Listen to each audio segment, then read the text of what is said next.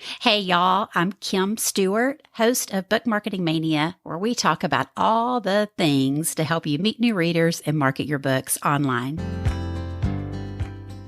The time has come, y'all, to write your personalized email pitch and start serving your target readers by guesting on podcasts.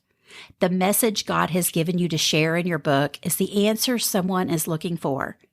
If you're scratching your head wondering, is podcast guesting the best strategy for me in my book? I encourage you to listen to episode 3, where I share 9 ways guesting on podcasts helps build your author platform to help you reach more readers. And if you're new to the show, be sure to check out my past 2 episodes. Episode 32, I shared about creating your podcast pitching strategy so you know the why, who, what, and where to help make the most of your time, especially if you're outsourcing research or pitching to your VA. And then in my last episode, number 33, I shared some easy ways to find Christian podcasts to pitch. Again, it's helpful if you're outsourcing and especially if you're DIYing it. I don't want you to spend all your time researching. I want you pitching and serving listeners with your God-given message. So let's get into the nitty-gritty of how to pitch a podcast today. I'm going to walk through how to craft an email pitch, and after that, I'll share about how to find their contact information and how to reach out via DMs if that's more your jam. Just keep in mind, podcast hosts will often ask you to email them anyway if you reach out via DMs. And for those that have a podcast guest form on their website, a lot of this information is going to be used on that form as well. So y'all, there is no cookie cutter approach to this. It's all about the value you are bringing to the listeners and the relationship you're building with the host, and that differs from show to show. You can find all kinds of podcast pitch templates all over the internet, but your pitch will stand out so much more above the others if you focus on building relationships first, service over selling and the value you bring the listeners, and let your personality shine through in the email. No pitch template can do that for you. And don't send them the same email they're getting everywhere from everybody else that downloaded it from the internet. Change things up and be creative. Now, having said all that, there are a few things you want to take note of and include in your personalized email, starting with your subject line. I like to title it similar to how they title their episodes. I want them to see the email and think, wow, that sounds like a great podcast episode for my listeners. So they want to open it up and read more about it. Some hosts title with the book title and their author's name. Some are more topically from the book or topics, related to their show. There's all kinds of ways to be creative with your subject lines so your emails get opened, but I'm going to save that topic for another day. I just want you to pay attention to your subject line. Second, greet the host by correct name. Y'all, I don't even think I need to say anything about this, but it is a huge issue, and I have made this mistake myself, and it was a huge learning lesson. So please, please, please greet the host by the correct name. And again, if you're sending a personalized pitch, not just a template and not the same email over and over and over, you're going to be customizing that anyway. Thirdly, make a personal connection to their mission and why you're reaching out. So if you listen to episode 15 on building relationships with hosts before pitching, this part's going to come super easy for you. If you're offering a podcast swap, if you're a podcast host, be sure to mention that up front. And if you're not a host, but you want to offer some kind of a swap, stay tuned. I have ideas for a future episode to share some great ideas for swapping. Do you listen to their podcast? Have you reviewed their show? If you have listened to episode 15, you've probably already done those things. And I've even started linking to my review in the pitch to let them know I seriously am a fan of their show and I'm showing their support ahead of time. And if you listen to episode 9 with my guest, Misty Phillip, on podcasting to build your audience, Misty hosts the popular By His Grace podcast, and she shared, listen to the podcast, do your research, know what they're talking about on their show, and then make friends with podcasters, because she's a lot more open to pitches from her friends or from authors that she knows than just a blank pitch of someone saying, oh, I'm so interested in your podcast, when it's clear they've never listened to her show and they don't know what she's talking about. Great tips from Misty. And again, that's in episode 9. Then share just a brief about you statement. The host is going to go and check you out. They're going to check out your website, your social media. They're going to check out your book.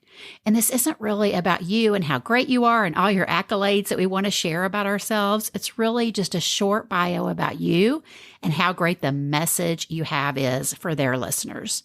So I like to craft a bio and then I'll personalize it later after I've decided on the topic I'm pitching to the show, because I want to show each individual host how my message matches the mission of their podcast. And I like to make this as brief as possible because hosts don't have a lot of time to read big, long emails. Shorter and shorter. So I think like one link in your bio there, and preferably to your website, maybe to a media page there where they can go find everything else they might need, but just make that part super short. So on episode 31 with my guest, Yvette Walker, host of Positively Joy podcast, she shares the best kind of pitching is to tell me as much as you can about who you are and the book that you've written and why it would be a great match or be aligned to what I do on Positively Joy. I think it's pretty clear sometimes when people are just kind of batch pitching, it's clear that they've never listened to podcasts or they don't know what I do. I think authenticity is important. So again, you want to share a personal connection to their mission and why you're reaching out. You want to share a brief about you statement, right? Then next, let's talk about the topics you could share. And I always like to say service over selling. So remember on episode 32, we talked about the what of our podcast pitching strategy, which is the topics we can talk about from our book, not the book itself, unless it's a specific podcast that does that. Depending on the show, I like sharing one topic with 3 or 4 talking points, or I might share 3 topics. Again, I personalize these to the show, their mission, and what they've covered before. And if you remember episode 19 with my guest, Crystal Profit, host of the Profit Podcast, we talked about turning your podcast into a book. And I asked Crystal, because I know she gets a lot of podcast pitches, how she feels about pitches that land in her inbox. And she said, my biggest pet peeve is people that don't lead with value. What kind of value can you add to my audience? Not to me. I'm not the center of attention here. I have my audience. They're the ones I want to serve. So think about that when you're pitching your topics. Okay, so next up, I like to share something about the speaking experience that you have, especially if you've guested on podcast. So include a mention of podcasts you've previously guested on, just 1 or 2, link to your episodes, or if you host your own show, you've probably already mentioned that in your bio already. The intent here is 1, that you know how to show up to serve listeners well, and 2, it shows social proof that you are indeed the expert on your topic because others have invited you to be a guest before. And if you haven't been a guest, that's okay too. Everybody has to start somewhere, right? But have you recorded videos? Have you recorded any other audio somewhere? Maybe you've done a Facebook Live or an Instagram Live with other people, and they can hear a sample of you speaking. Okay, next up, how you will share the interview. So y'all, again, it's so important. You want to include a mention here of how you're going to give back to the host and help them get their message out far and wide by sharing your guest episode. I can't believe how many hosts say that their guests never share. It's so disappointing. So be upfront with it. Will you share it in your email list, on your social channels? Maybe you host a podcast. You could even share your episode there. Be sure and let the host know how you will share the interview. Then offer to send a copy of your book for their review. If you're a traditionally published author, your PR rep at your publisher or who they've hired will probably do that for you when they're pitching you to be a guest. So you don't have to worry about that. But if you're self-published, you might want to do that ahead of time or just ask that in your pitch email. Can I send you a copy for your review? Again, it just depends on your strategy and it depends on the show. Then I like to include 1 or 2 links for their easy reference. And I change this all the time to get things more concise. You might have just a link at the bottom that is your media kit or media page. And think of, like a speaking page. It might have a little bit longer bio, where you've been featured before, sample questions. Again, if you have a traditional publisher, they create this for you typically. You might just link to your Instagram account if that's somewhere that you're super active. But just give them 1 quick link where they could easily go check you out. Don't give a ton of links because they don't have time to do all that, right? So you just want to be as concise as possible. Just remember, a lot of the hosts are reading these emails on their phones. And a lot of hosts are busy moms, right? They might be in a checkout line and a carpool line. They don't have time to read through a lengthy email. They want to make a decision quickly. And you want to help them make the decision. Does this go into a folder to be filtered later? Or do I want to act on it and invite this person to be my guest? So on episode 17, I interviewed Katie Reed, co-host of the popular Martha and Mary show. And Katie said, when someone sends a media kit, it gives me so much more information. I don't want a big, long, lengthy email. Okay, note to self, Katie. Then your closing, y'all. So this is not, if you'd like to book an interview with me, here's my booking link. No, no, no, no, no. We want to put the ball back in the host court. It's their show. It's their invitation to make. So just a simple closing that if they found you to be a fit for their show, you look forward to hearing back from them. Again, just something super personal. Again, there's no cookie cutter approach here. You might not need to even include all these things in your email. If you have a relationship with the host already, you may just need to send a quick email or a quick DM. But for other hosts that maybe it's a little bit of a colder relationship, you want to give them enough to save them time and checking you out and making a decision on whether you're a right fit for the show. Remember, it's all about the value you can bring to the listeners. Hosts often reply to my pitches with, "You made it feel so personal." I don't assume you always do that, but it definitely won my heart. And then we've also gotten emails that say, "Thank you for your very personal email. It's evident you listen to the show and understand the heart behind it. Thank you for personalizing your email so much to serve my audience. It's super rare and I really appreciate it." And anytime I share podcast pitching tips on Instagram, hosts are always the first ones to comment with their amen or "This is on fire, y'all." They are so appreciative when guests take a few extra minutes to share how they can really bring value to the audience. And it's not about pitching their book. It's about pitching the message that God has given them. So now you're ready to send that email pitch, right? So one quick note, I create an email template within Gmail, so I don't start with a blank page. But I customize it for each show and I update my template as needed. Now, I did say I would share about finding contact information and sending DMs versus an email pitch. So contact info. So this is super easy, y'all. Everyone seems to think it's like some big secret, right? But the first place I really recommend is that you go to the website of the host and look at their podcast page. Is there a form linked or an email mentioned for guest? That's the best place to go to first, because if there's a form, you want to fill out the form.